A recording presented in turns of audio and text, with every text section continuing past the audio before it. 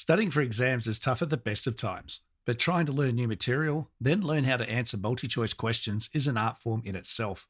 In this episode, I'll be discussing my top 5 study tips for exams and my top 5 effective strategies for answering multi-choice questions. All that and more coming right up. So strap in and let's get into it. Star 9000, 1013, Kilo 25. Coordinating aileron and rudder, bank, balance, bank pressure rolling to 30 degrees. That's 30 degrees there. No, that's only 291. G'day everyone and welcome to episode 82 of the Flight Training Australia podcast. The podcast all about flight training and flying in Australia and beyond. G'day, I'm your host Trent Robinson. Thank you for joining me. Well, how are we all going? Another big week. Heaps going on, isn't there? I've been so busy. I've actually been taking a bit of time off, but still managed to be busy. Really trying to plan a whole heap. Got a few things coming up. Getting into some more float plane flying. Going to finish my floating hull off on Wednesday. Well, actually, I'm not going to finish it, but finally get back into it. Working towards something else, which I'll fill you all in on soon. And also, I've got a YouTube film shoot going on Wednesday, which will be really, really fantastic. Looking forward to getting into that.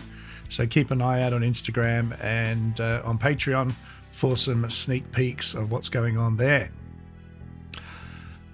Before we get into today's episode, I just noticed quite a bit of this going on at the moment, especially with new students being vulnerable to headset scams. I just find it bizarre that of all the things to be scamming people on, aviation headsets are featuring, but there you go.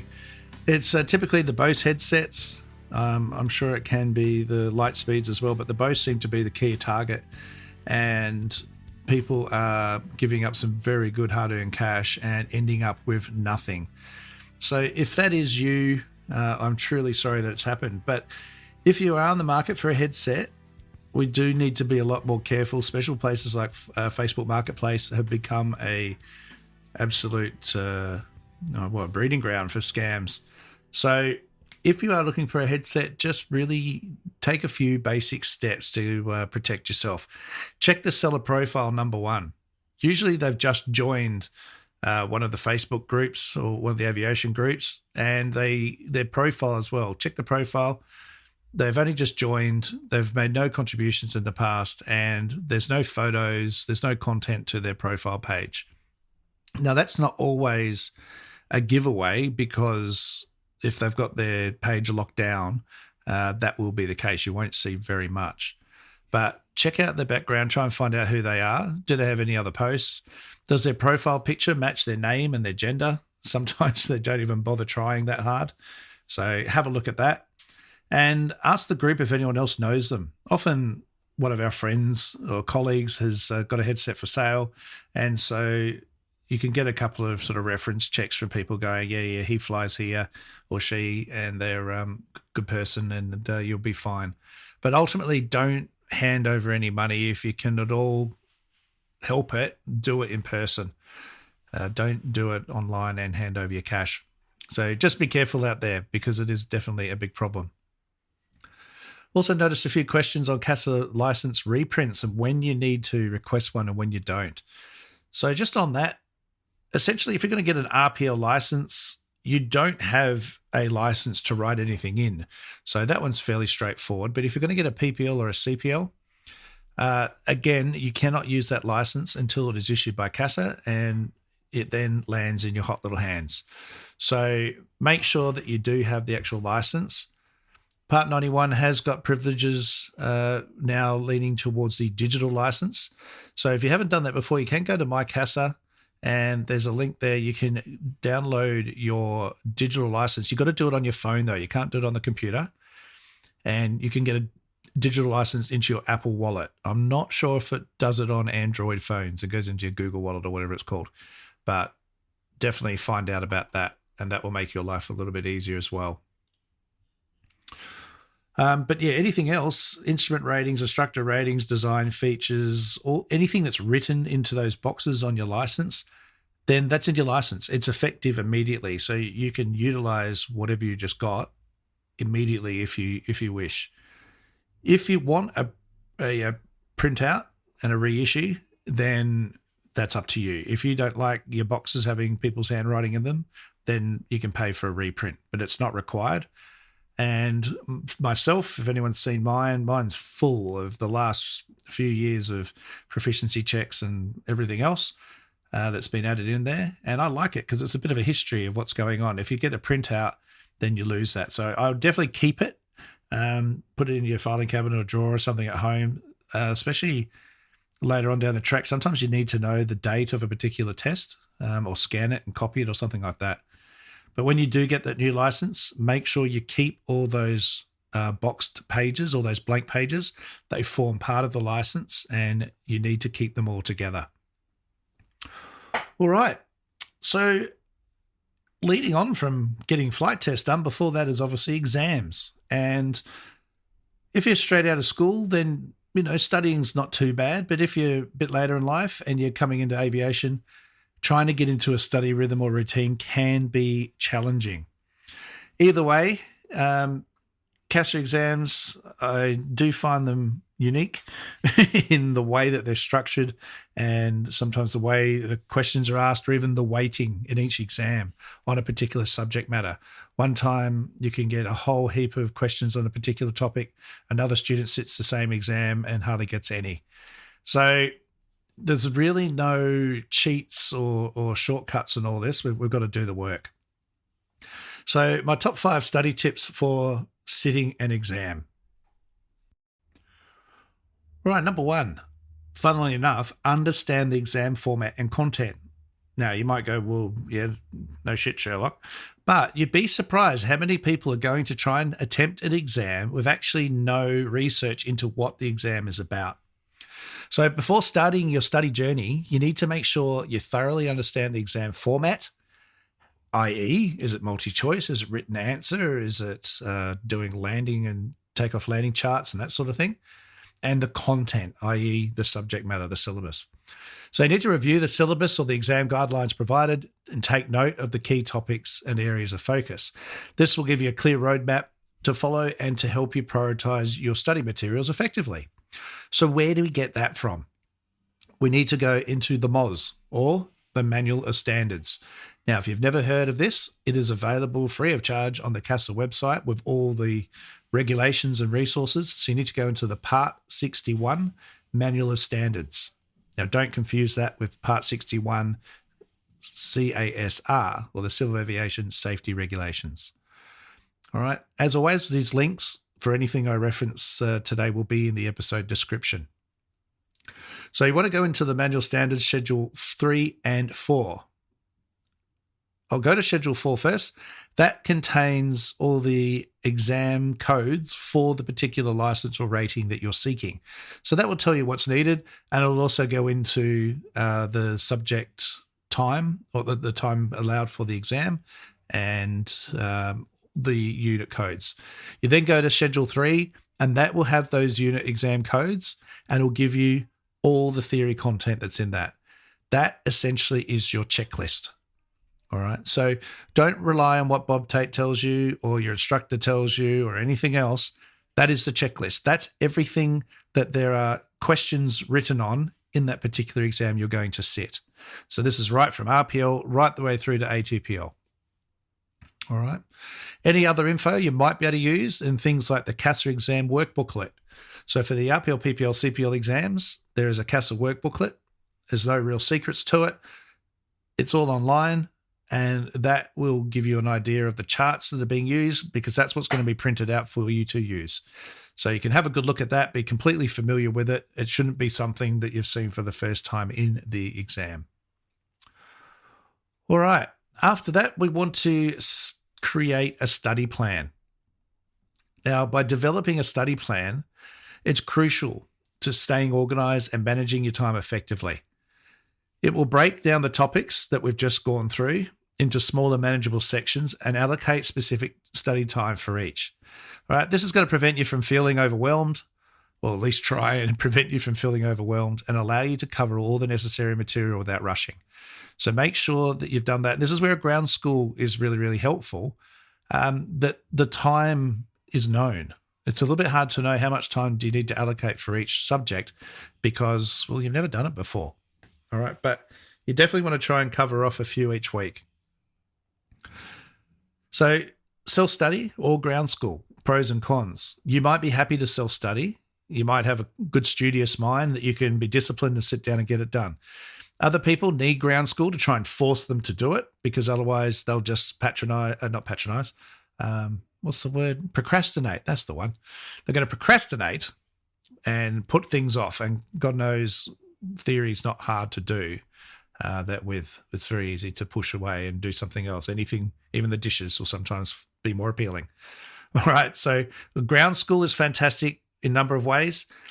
It's structured. It will give you a good study timeline, and the exam will typically be booked at the end of the course or very close to the end of the course so that you're committed to it. And I'll talk about that in a minute.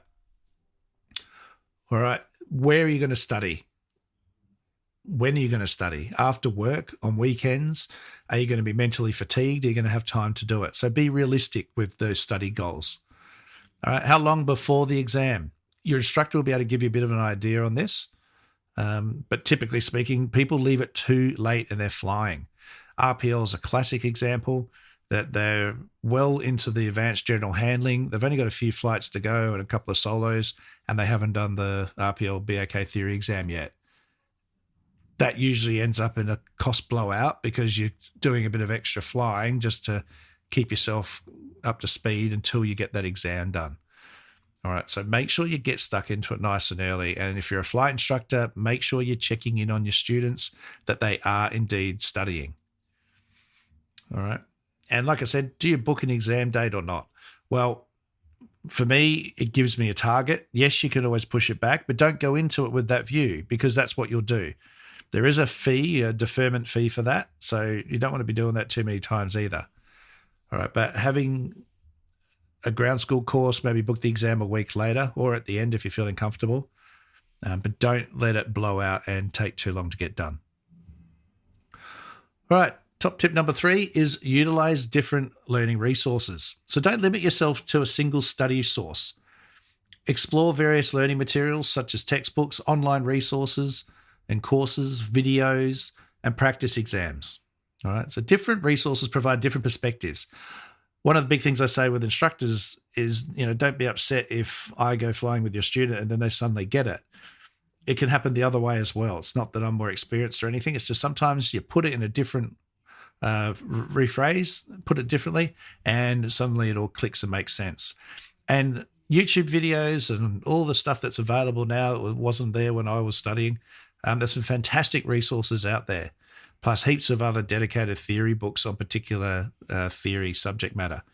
So get out there, have a look and see what's there, and it can really give you a hand, but make sure it is reliable and up to date. Now, the theory of flight, that doesn't matter. So if you buy some old books and how an airplane goes up and down, lift, weight, thrust, drag, that's never changed. All right, but anything air law related or Part 61, Part 91, all that sort of stuff, you definitely want to have the latest materials there. All right, and then you can decide, do you want to go textbook in physical or do you want it on digital? You can access it on your computer or your iPad.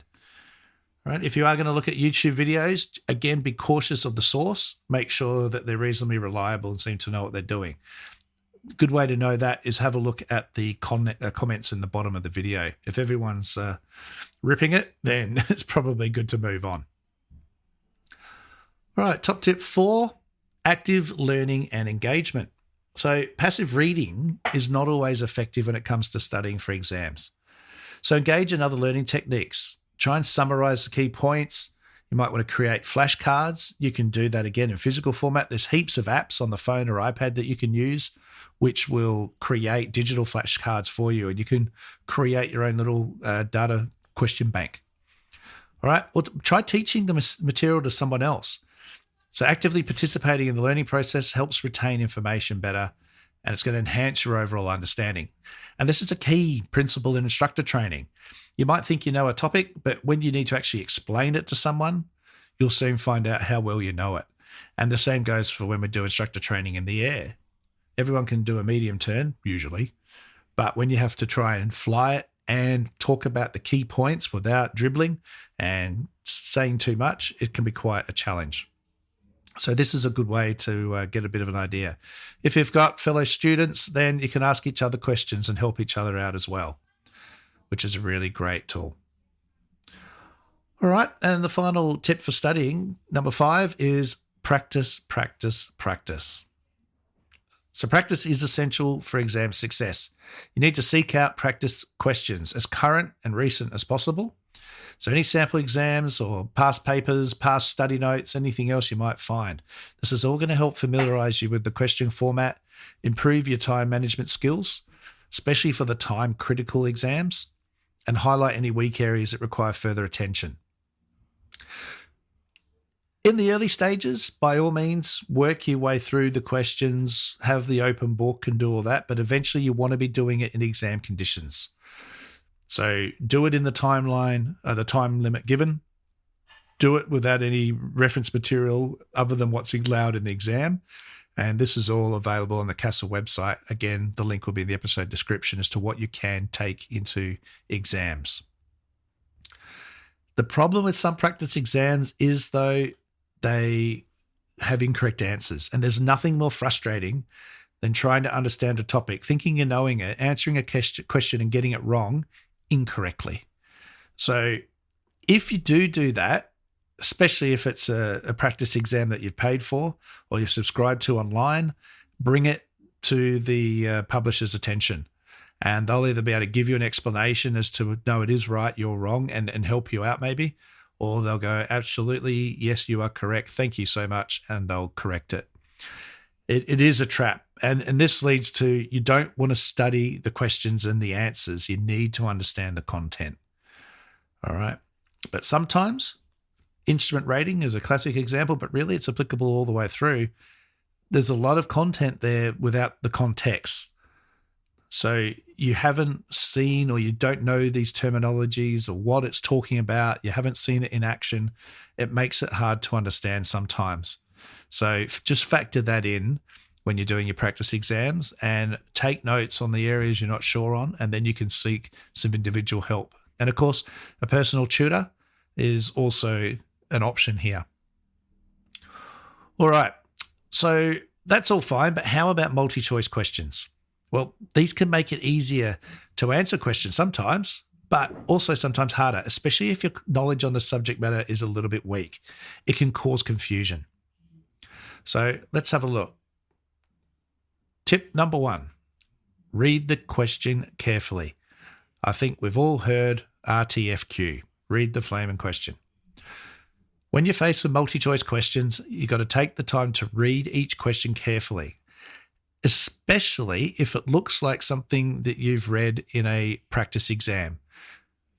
They know that these questions get put out there, and sometimes they flip them around a little bit. So you'll see the first bit and go, I know this, pick the answer, and in your version of the question, you did get it right.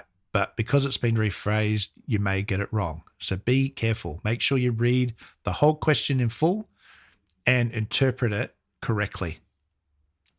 So pay attention to keywords such as not, except, or always, as they can significantly impact the correct answer. So understanding the question's context will help you eliminate incorrect options and make a good informed choice. So CASA questions are renowned for negative questions. Which of the following is not correct? So translate that into normal English. Which of the following is incorrect or wrong? Which is the wrong answer? 3 of them will be correct. 1 of them will be incorrect. All right, top tip number 2, eliminate clearly incorrect answers. Sometimes you get lucky, and if you come across answer choices, they're clearly incorrect, just eliminate them straight away. Now, this was great when we used to have paper exams. We could just put a line through it. You can't do that on the screen because you're going to typically be doing cyber exams now. So you've got to just make note somehow that which ones you are eliminating. All right, this is going to narrow down your options and now increase the likelihood of getting the right answer. So it definitely helps. And even if you're not sure, if there's some clearly incorrect answers there, knock them out. It will help you especially if you don't know what you're doing. Usually there's going to be 2, which leaves you a 50-50 choice at the end. So what now? All right, well, top tip number 3 is now look for clues and keywords. So scan the question and the answer choices for clues and keywords that may guide you toward the correct option. Look for specific terms or definitions or phrases that align with your knowledge of the subject matter. So sometimes the wording of the question can provide hints to what you need to be picking. So I try and read the question and answer it in my head first, then have a look at the answers and see if there's something that matches. All right, then you can use the other techniques to confirm or eliminate the options. Particularly good for air law questions. If you start reading all the answers, it can create a bit of doubt and make you get a little bit confused on what you previously thought was right. All right, so this is all good, but what if you just got no idea? Well, top tip number 4, use the process of elimination. So if you're just unsure about the correct answer, just work through it and use the process of elimination. Cross out options that you know are incorrect. This will leave you with a smaller pool. This strategy will increase your odds, but then have a think about what's left.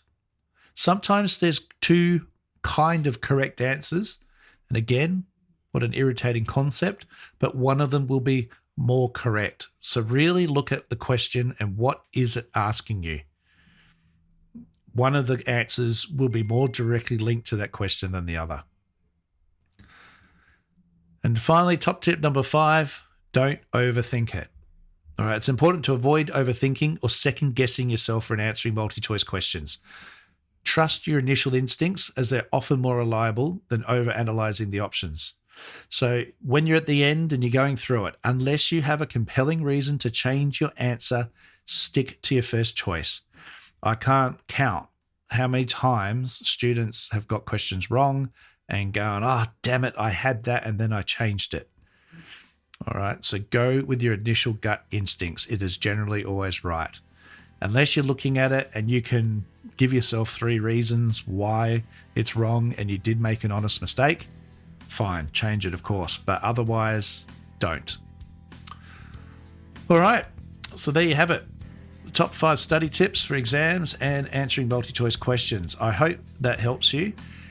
And remember, success in aviation exams requires a combination of knowledge, preparation, and good test-taking question-answer strategies. So by following those tips, you'll be well equipped to excel in your studies and achieve your aviation goals. Just remember, stay focused, maintain a positive mindset, and take care of yourself during exam prep. Don't forget to manage your time wisely, give yourself breaks to avoid burnout. If it all just starts becoming foggy, just walk away or move on to a different subject and come back to it. And always remember that learning is a journey. So be patient with yourself and celebrate your progress along the way. All right, guys, if you found those tips helpful, please share this episode with your fellow aviation enthusiasts and students. If you have any specific topics or questions you'd like me to try and cover in future episodes, again, make sure you reach out to me on email, info@TrentRobinsonAviation.com.au, or search Trent Robinson Aviation on Instagram and Facebook. I'm also on LinkedIn and good old TikTok there. All right, guys, until next week, blue skies, happy studying, and remember the golden rule. Aviate, navigate, communicate. Cheers.